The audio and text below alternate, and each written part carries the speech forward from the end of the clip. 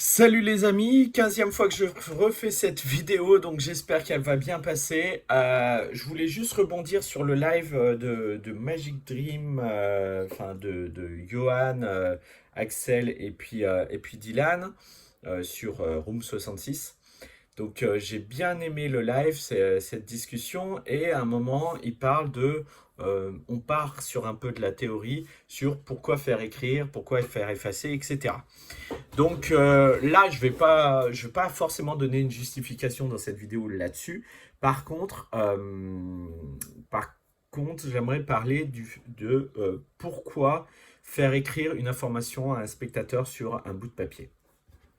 Comment justifier, même si j'aime pas trop ce mot dans ce cas-là, hein, j'aime bien justifier. Pour moi, il faut justifier pas mal de choses. Et là, vous allez voir, on en reparlera à la fin. Pourquoi j'aime pas ce mot. Juste, on va juste commencer par une idée simple sur pourquoi je suis pas hyper fan des portefeuilles à pic et ça, vous allez comprendre. Ça va être utile dans la suite des propos. Alors, imaginons le spectateur écrit une information sur une carte de visite, d'accord? Géographiquement, il a l'information puisqu'il est en train de l'écrire. Ensuite, il donne le stylo, il a encore l'information, hein, d'accord? C'est le spectateur qui la possède puisque la carte est dans sa main et il a écrit l'information. Ensuite, l'information, il la donne au mentaliste, d'accord? Qui la met dans un portefeuille, une boîte, n'importe quoi. Donc là, l'information est passée des mains du spectateur aux mains du mentaliste, à son portefeuille, à sa poche, etc. Donc, pourquoi je ne suis pas forcément hyper fan des portefeuilles à pic et surtout de la manière dont c'est généralement utilisé, c'est que l'information va du spectateur au mentaliste et au miracle, le mentaliste est capable de révéler l'information qu'il possède. Voilà. Après, il y a débat. Moi, ça me plaît pas forcément ce chemin. Parce que si j'étais spectateur et que j'y repensais plus tard, je me dis, mais attends, j'avais l'information, j'avais écrit un papier, je lui ai donné, il m'a révélé l'information. Ok, ok, ok, ça, quelque part, ça me dérange. Donc voilà, ça, c'est dit, je sais qu'il y aura débat là-dessus, et tant mieux, on est tous là pour penser des choses différentes. Alors maintenant, je vais vous parler de pourquoi faire écrire une information à un spectateur. Enfin, comment je donne au spectateur l'impression que c'est vraiment nécessaire qu'il écrive son information sur son signastro, peu importe, sur une carte de visite. Et cette idée, alors j'aimerais déjà vous faire une petite pseudo-biblio. Cette idée, elle m'est venue en fait suite à des idées d'Henri. Henri a une très bonne justification sur comment écrire, pourquoi faire écrire une information, euh, pourquoi demander au spectateur d'écrire une information, et ensuite, avec mon expérience, avec un peu tout ce qui m'est arrivé dans la vie, j'en suis arrivé à comment dire, cet article, cette idée, d'accord? Donc sachez que c'est pas tout jeune, juste le fait d'avoir mis tout ça bout à bout pour essayer d'en faire quelque chose, j'espère, de clair. Tout ça, c'est assez récent. Alors, j'ai les notes, donc je vais peut-être un peu les lire.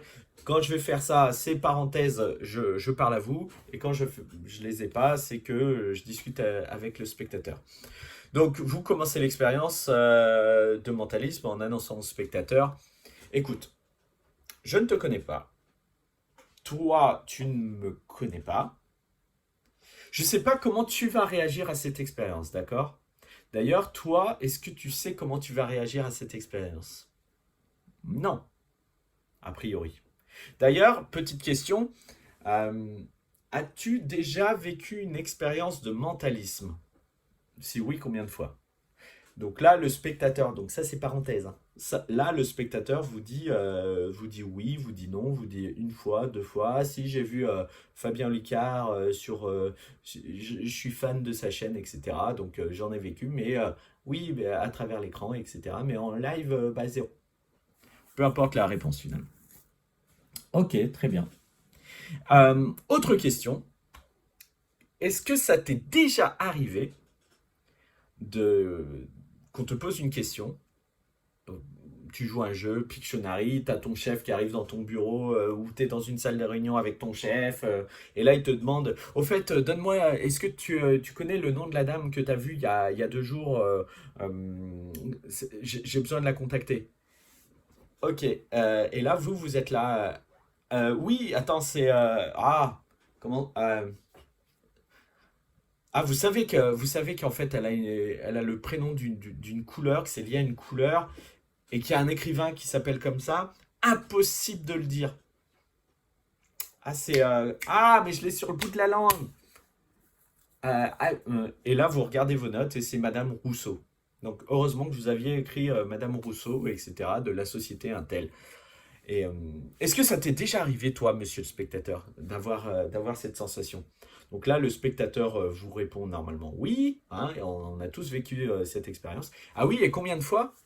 Oula, un nombre incalculable de fois. Euh, oula, je sais pas. Bah, ça m'est arrivé il n'y a pas si longtemps, etc. Bref, peu importe la réponse du spectateur. Ce qu'on veut, c'est qu'il réponde oui et qu'il a déjà vécu ce moment. Un nombre incalculable de fois, on est d'accord? Eh bien, sache que c'est tout à fait normal. Ton cerveau, en fait, il n'est pas câblé pour avoir dans le stress, pour pouvoir gérer plein d'informations. C'est-à-dire, il y a ton chef qui te parle, tu as l'image que tu visualises de la dame, tu es dans une salle de réunion que tu connais pas, etc. etc. Enfin, il y a beaucoup de facteurs qui font que ton cerveau, il est un peu submergé et il a l'information, mais il n'arrive pas à la redonner. D'accord? Et heureusement que tu avais écrit l'information, que tu avais écrit son prénom sur ton carnet de notes, sinon là, ton chef, il te virait directement. Ça, ça c'est une phrase que je dis pas forcément, mais c'est important de lui dire ben, heureusement que tu avais écrit le nom de la dame. Dans un instant, je vais te demander de penser à quelque chose, d'accord? Il est fort probable à la fin que tu sois incapable de me donner l'idée que tu avais au départ, d'accord? De me donner le nom de ta pensée. C'est fort probable. C'est tout à fait normal. Et combien de fois j'ai demandé à un spectateur de me donner son signe astro et il était là. Taureau. Je suis taureau. Donc au bout d'un moment, il me l'a donné, mais tu sens que l'information, elle avait du mal à sortir. C'est normal, t'es dans une configuration que tu ne connais pas, t'es sous un, il y a un stress lié à l'expérience, etc. Le fait que tout le monde t'écoute ici, le fait qu'on lise dans ta tête, etc. Donc c'est tout à fait normal. D'accord? Alors pour éviter ce moment gênant, ce que je vais te demander, c'est d'écrire sur ce bout de papier, d'accord? Là, tu vas écrire le mot auquel tu penses, d'accord? La pensée que tu as. Et on y reviendra, soit peut-être pas, parce que quand je vais te demander le mot que tu as pensé, tu seras capable de le dire. Mais au cas où tu n'y arrives pas, on sait qu'on a cette béquille, d'accord? Ça te va? D'ailleurs, ce que je vais te demander, c'est tu vas écrire l'information et la montrer à un ou deux spectateurs à côté de toi, d'accord? Comme ça, on a cette béquille supplémentaire. Donc, soit après on revient au bout de papier, soit on n'y revient pas. Sache que si on n'y revient pas, tant mieux. Mais au moins tu ne vivras pas ce moment gênant, en fait, ce stress de ah mince, c'était quoi? J'ai oublié. D'accord? Ça te va? Ok, bah vas-y, je me tourne. Vas-y, écris ton information. Donc en fait, pourquoi? Donc là, ça y est, voilà, fin de la présentation. Là, ça a duré longtemps. Sachez que ça ne dure jamais longtemps, hein. C'est vraiment, ça dure 10 secondes, même pas. Là, je vous ai donné plein de pistes avec Madame Rousseau, lui demander d'écrire, le côté stress, la béquille, etc. Mais sachez que ça dure jamais autant de temps. Ah, juste avant de passer au pourquoi, euh, une autre chose que j'utilise aussi, c'est de dire au spectateur, est-ce que tu sais le nombre de fois que je demande au spectateur lors d'un tour de carte. Hein. Donc il pense à une carte au début, il choisit une carte, ok, il la mémorise et à la fin, je lui demande le nom de sa carte, impossible de me la dire. Alors soit il me donne une autre carte parce que dans sa tête c'est complètement flou. Il me dit je crois que c'était une carte noire, c'était un 6 de pique, 6-7, je sais plus. Et du coup à la fin, boum, et ben, le tour de magie est planté parce que le spectateur en fait il se souvient pas de sa carte. Est-ce que tu sais le nombre de fois que ça m'arrive? C'est au moins une fois, un spectateur sur 10 oublie sa carte. Donc tiens, là, pour éviter à la fin que ce soit gênant pour tout le monde, ce que je vais te demander, c'est d'avoir une petite béquille, tu vas écrire, etc. etc. Donc là, j'aime bien aussi utiliser ça, ça dépend du contexte, parce que les gens on acceptent volontiers cette idée, et puis en plus, c'est du vrai, c'est du vécu, hein, donc tout ce que je vous dis. Donc ça sonne vrai. Donc ça, c'est important que votre texte sonne vrai. Euh, donc voilà, pourquoi? Et bien en fait, cette présentation, ça m'est venu d'expériences passées, de discussions avec Henri, comme je vous l'ai dit, mais aussi pourquoi c'est pour donner l'impression au spectateur que je m'occupe de lui, que son être est super important pour moi, que je ne veux pas du tout le mettre dans une situation inconfortable. Et donc ça, il accepte. Ça, il accepte, sauf si vous tombez sur des hecklers, le spectateur accepte le fait que vous soyez aux petits soins pour lui. Hein, il n'y a jamais personne qui va vous dire, ben non, moi je veux pas écrire, vas-y, devine tout de suite. Tout simplement. Euh, pour le spectateur, en fait, le fait de lui proposer une béquille, même quelque part, ça le rassure.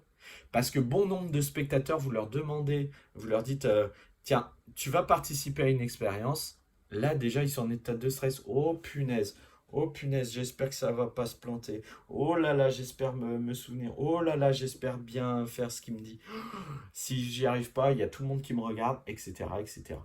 Donc il y en a vraiment qui le ressentent comme ça. Et on joue un peu sur cette corde en lui expliquant, bah écoute, il n'y a pas de souci si tu oublies. Il n'y a pas de problème. Tu vas juste écrire ici, comme ça. Si on y revient, tant mieux. Si on n'y revient pas, tant mieux. Mais aussi, on sait qu'on a cette béquille. Ça te va? Et là, il va vous dire oui. Il va vous dire oui. Hop. Voilà, et jouer aussi sur le fait qu'il ne connaît pas sa réaction à l'effet. On joue en fait sur le double tableau pour les gens, mentalisme et hypnose. C'est souvent lié. Ils imaginent que c'est lié. Hein. Souvent, je dis je suis mentaliste. Attention, je ne fais pas d'hypnose, etc. Parce que les gens lient les deux. Et, euh, et il peut vite comprendre que oui, il peut faire planter l'expérience parce qu'il sera dans un état qu'il ne connaît pas encore. Donc on joue un peu sur ce tableau. Et pour lui, il devient logique d'écrire l'information au cas où il oublierait un peu son information.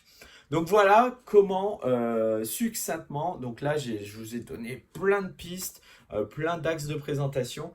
C'est pas de l'information descendante au spectateur, tiens tu vas écrire parce que tu vas oublier, etc. C'est conversationnel, d'accord? Vous parlez avec le spectateur, vous lui posez des questions et ça devient logique en fait d'écrire parce qu'il vous répond oui, ça m'est déjà arrivé, etc. Je suis un être, je suis pas un homme parfait, etc. Je suis pas une personne parfaite, une femme aussi. Euh, donc tiens, ok, ça t'est déjà arrivé, là j'aimerais pas que ça nous arrive, etc. C'est vraiment sous forme, vous imposez pas le fait d'écrire, c'est vraiment sous forme conversationnelle. Vous lui demandez d'écrire une information, oui, mais on écrit l'information parce que, etc., etc. Donc voilà un peu mon point de vue. Dites-moi ce que vous en pensez, comment vous justifiez. Est-ce que vous justifiez, est-ce qu'il ne faut pas justifier? Éternel débat. Et pour en revenir sur la justification, j'ai dit que j'y reviendrai plus tard. Euh, pour moi, c'est pas forcément justifié. Même si j'adore tout justifier, pour moi, il faut justifier la moindre des petites choses. Là, pour moi, c'est pas une justification, c'est une discussion avec le spectateur qui nous amène à quelque chose. La discussion avec les spectateurs nous amène à ok, bah on va quand même écrire parce que sinon on va avoir des problèmes peut-être par la suite. Voilà, c'est pas on va écrire parce que tu vas oublier, etc. C'est vraiment la discussion qui amène au fait on va quand même prendre une béquille. Ok? Donc là, voilà, ça dure, sachez que ça dure une dizaine de secondes, hein, la discussion avec le spectateur. Là, ça dure un quart d'heure parce qu'il y a les explications. Et puis, même la présentation que je vous ai faite, je l'ai volontairement faite plus longue que d'habitude. Pourquoi? C'est pour que vous ayez plein de petites idées, plein de pistes et après le faire à votre sauce. Dites-moi ce que vous en pensez et puis dans une autre vidéo, pourquoi pas aborder le fait de pourquoi faire écrire, pourquoi effacer, parce que je trouve ça important. Donc voilà, je vous ai parlé un peu de tout ça, des portefeuilles à pic. Moi, je suis plus de l'Acidus Novus ou des pics un peu perso où on prend la carte de visite et on la donne à un autre spectateur et on a chopé l'information au passage. Il y a un livre qui s'appelle Billets en français, donc allez, si ça vous intéresse, allez voir un peu tout ça. Vous avez de formidables euh, choses en anglais sur ce sujet. Euh, Allez voir pour la biblio. Si vous avez des questions, ben, revenez vers moi. Pourquoi je préfère ça? C'est parce que pour le spectateur, vous n'avez jamais touché au papier. C'est ce qui reste dans la tête parce que ça a été fait pendant un mouvement en transit. Voilà pourquoi je préfère ce genre de pic. C'est le mouvement en transit qu'adore Ascanio. Hein. Euh, si je pique une information pendant ce moment-là, c'est justifié.